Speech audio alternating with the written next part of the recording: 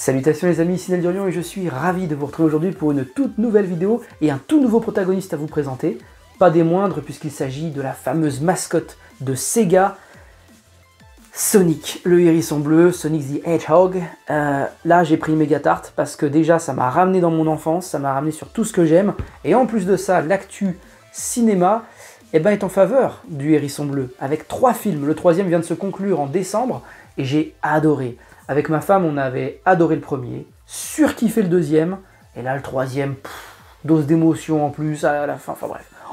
Pas de spoil évidemment, mais je vous encourage. Je n'ai pas fait de review ciné, c'est vrai, pour Sonic 3, mais à mon sens, j'aurais préféré carrément commencer avec une review de Sonic 1, puis 2, puis 3, donc j'ai préféré ne rien faire plutôt que de vous sortir quelque chose de déconnecté. Mais foncez voir cette trilogie. Vous avez les 2 premiers qui doivent être dispo sur les plateformes de VOD qu'on connaît bien, Netflix pour ne pas les nommer, entre autres, et puis le 3, comme il est récemment sorti au cinéma, vous le trouverez en Blu-ray et peut-être sur MyCanal dans les prochains mois. Normalement c'est 4-5 mois, voire 6 mois parfois pour leur dispo. Excellent, pour moi ça a fait comme ça, les films Sonic. Le 1 établissait des bases, c'est ce qu'on attend d'un premier chapitre, et de la plus belle des manières, parce que quand on se rappelle de la gueule que devait avoir Sonic au départ, et quand ensuite ils ont dit ok on repousse le film et on retravaille les FX sur le hérisson et tout, ah oui je dis oui, là pour le coup merci d'avoir écouté la communauté. Moi j'ai trouvé que c'était génial. Le 2, il montait en puissance de fou avec notamment cette scène de fin absolument dingue que j'attendais particulièrement, que je ne spoil pas non plus même si le film déjà a quelques années. Et puis le 3, on attendait tous Shadow, alors il n'y a pas de spoil, il était littéralement sur l'affiche, et franchement on n'a pas été déçus, putain c'était incroyable. Et puis là par contre au milieu il y a quand même la série Knuckles qui s'est insérée, on se les farcit avec ma femme, c'était dur, ça a été très très dur, une vraie plaie. Knuckles, maintenant à chaque fois que je lis des bulles de Knuckles, j'entends Idris Elba dans ma tête parce que c'est lui le doubleur, et ça me fait toujours marrer, même si ça lui va très bien en vérité à Knuckles. Je trouvais ça cool qu'Idris Elba fasse sa voix off.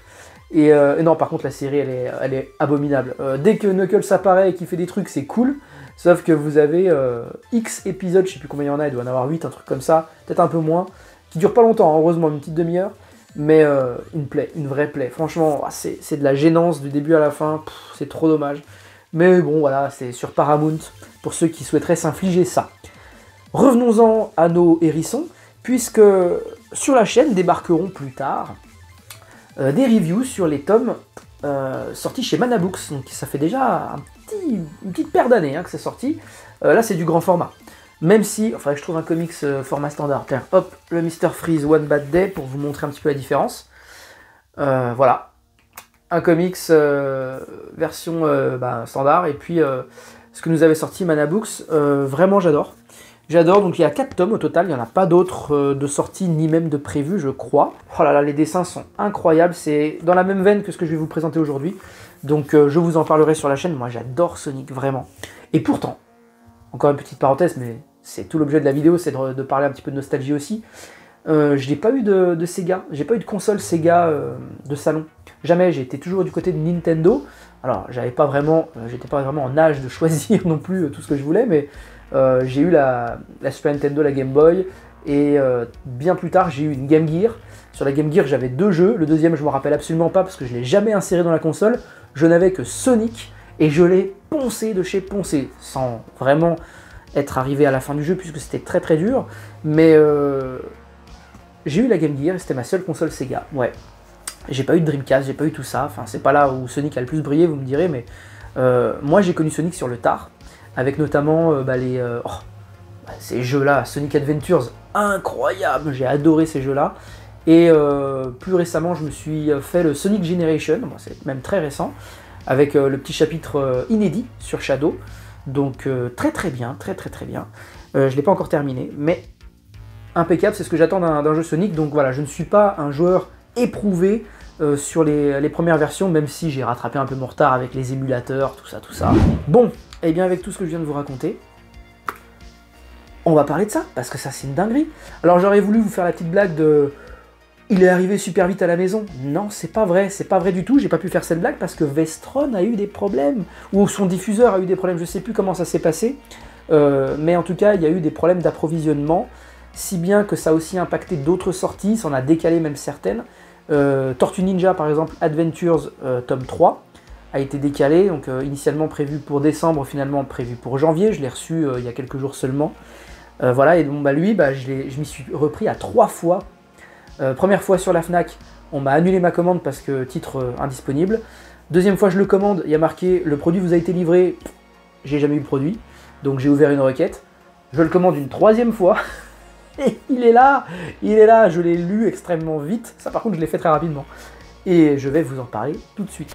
Tout d'abord, parlons un petit peu de l'édition, hein, parce que là je vous montre du Vestron, mais vous vous dites, mais attendez, couverture rigide, format agrandi, qu'est-ce qui s'est passé chez Vestron? Il s'est passé qu'ils ont créé, excusez-moi du terme, c'est peut-être pas le bon, un sous-label de Vestron qui s'appelle Vesta et qui sera dédié à l'édition de hardcover, comme ça. Donc là on est sur petite pagination, hein, 56 pages, une soixantaine de pages si on considère les bonus, la galerie de couvertures variantes et tout, de petits artworks, machin. Vesta, voilà, donc je vous mets le logo ici, et en dessous de Vesta il y a bien marqué Vestron. Donc pour moi c'est un sous-label de Vestron dédié à des petites œuvres comme ça. Nous aurons au printemps 2025, j'en profite avant d'oublier, un récit intégralement dédié à Tails, le fameux petit renard. Et ce récit, ce qui est génial, c'est que c'est littéralement un récit Bat Family, mais dans l'univers de Sonic. C'est-à-dire que là, c'est la Sonic Family, la Sonic Team, même on pourrait dire. On a tout le monde. Amy Rose, Tails, Mighty le tatou, on a aussi tout ce qui est antagoniste, hein, la galerie, donc Metal Knuckles, Metal Sonic, et d'autres petites blagues assez douteuses du docteur Robotnik. Et puis, c'est génial. En fait, on voit tout le monde, et je vais commencer par là. Le seul petit bémol, mais qui est complètement dissous dans la marmite incroyable qui est ce cocktail explosif en 56 pages, eh bien, c'est que, ouais, Sonic, eh bien, quand il apparaît, c'est jamais vraiment seul, il ne brille pas forcément, c'est la globalité qui brille, en fait. C'est vraiment une œuvre de réunion, et on a tout le monde qui s'attelle à la tâche pour réunir les émeraudes du chaos. C'est ce qui va vraiment nous guider dans le récit. Alors je ne vous le cache pas, c'est une histoire qui est relativement dédiée aux enfants quand même. Les grands enfants comme moi, ça fonctionne, hein, si vous vous reconnaissez, foncez. Ça se lit très très vite, comme je l'ai dit, parce que 56 pages. Par contre, ça se tient bien. Le rythme est effréné de fou. Par contre, les punchlines, les lignes de dialogue et tout sont mais superbement écrites. Très bien traduites, déjà, premier point. Très très bien traduites. Parfois, chez Vestron, on avait un petit manquement, je trouve, sur certains titres au niveau de la trad. Des petits écueils. Là, j'en ai relevé aucun. Et ça, c'est très appréciable, je trouve. Surtout pour une nouvelle incursion dans un nouveau format, c'est top de faire une... Vous savez, hein, l'adage dit que on n'a jamais deux fois l'occasion de faire une bonne première impression. Les gars, vous avez super bien taffé. Ce bouquin, je vous mets des illustrations. C'est une plongée dans un jeu 2D, mais avec des graphismes modernisés. Ça explose de couleurs, c'est génial. J'ai trouvé le dynamisme des combats, mais fantastique. Et pourquoi c'est un coup de cœur? Là, vous en avez déjà un bon échantillon. Et puis, sérieux, l'histoire, elle se tient très bien. Bien sûr, c'est enfantin, j'entends très bien. Mais, et puis même, faut pas se le leurrer, c'est une histoire de Sonic. Si vous attendiez à du Grant Morrison avec Sonic, les gars, faut vous lever très très tôt. Hein. Enfin, ne vous levez même pas, rêvez-le, parce que ça n'arrivera pas. Ça n'arrivera pas. Donc je vais pas vraiment aller très très loin dans le synopsis. Cette vidéo, c'est vraiment là pour faire la promotion du titre, que je veux que vous l'ayez chez vous, pour vos enfants, ou pour qui vous voulez, mais c'est hyper bien, vraiment. Et si ça peut vous motiver à aller vous taper les 3 films, parce que je trouve que ça manque de téléspectateurs, c'est super. Donc Sonic, avec ses amis, vont devoir récupérer les émeraudes du chaos, parce qu'un certain méchant, dont je tairai le nom, parce que là aussi peut-être qu'il y aura quelques surprises, souhaite s'en emparer. Pourquoi? Pour en faire quoi? Laissez-moi deviner, peut-être être le maître du monde. Voilà, à tout hasard, à peu près ça. Et mais vous verrez qu'il y a des petites pirouettes, il y a des petites surprises, et très appréciable, parce que du coup, on se laisse surprendre, justement. Mais franchement, même si par moments on peut voir les choses venir, vous verrez, il y a des alliances qui se forment à des moments, et vous vous dites, ah ça c'est cool, voilà, ça c'est bien, ça c'est bonne ambiance. Et puis, vraiment, chaque personnage a son temps pour briller. C'est pas, on balance un max de personnages, on noie le lecteur dans pléthore de tronches, on sait même plus qui est qui. Non, c'est faux. Tout le monde a son petit moment pour briller, et tout le monde apporte vraiment son utilité.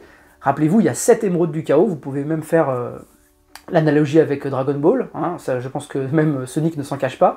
Vous réunissez cette boule de cristal, ça vous permet de devenir, de faire un vœu en l'occurrence, et de devenir potentiellement extrêmement puissant. Et là, c'est un petit peu la même chose, même carrément la même chose, vous devenez super puissant, et vous pouvez faire à peu près tout ce que vous voulez. Maintenant, chaque personnage, comme je le disais, a son temps pour briller, et ça c'est top, parce que du coup, on prend le temps de montrer des choses intéressantes.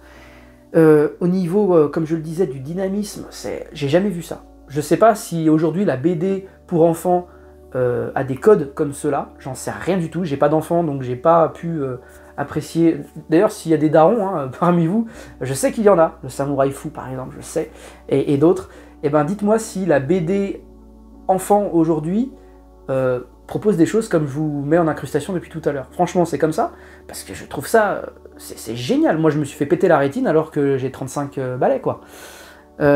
C'est top, vraiment top. Donc j'attends évidemment printemps 2025 pour pouvoir me procurer le récit sur Tales, en espérant que celui-ci arrive un peu plus vite, ce qui serait assez ironique quand même, on va pas se le cacher. Voilà, je souhaite à Vestron le meilleur pour cette année. C'est une toute petite équipe. Je salue d'ailleurs Denis de 10h47.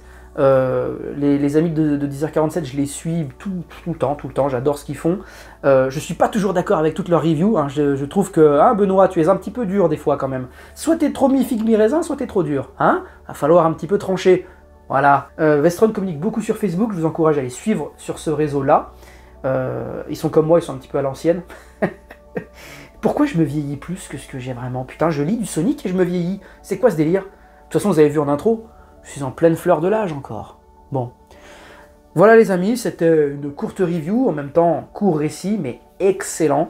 Et puis foncez soutenir Vestron avec ce nouveau format de chez Vesta. Merci à tous de m'avoir suivi sur cette petite vidéo, on se dit à très vite. Ciao les amis.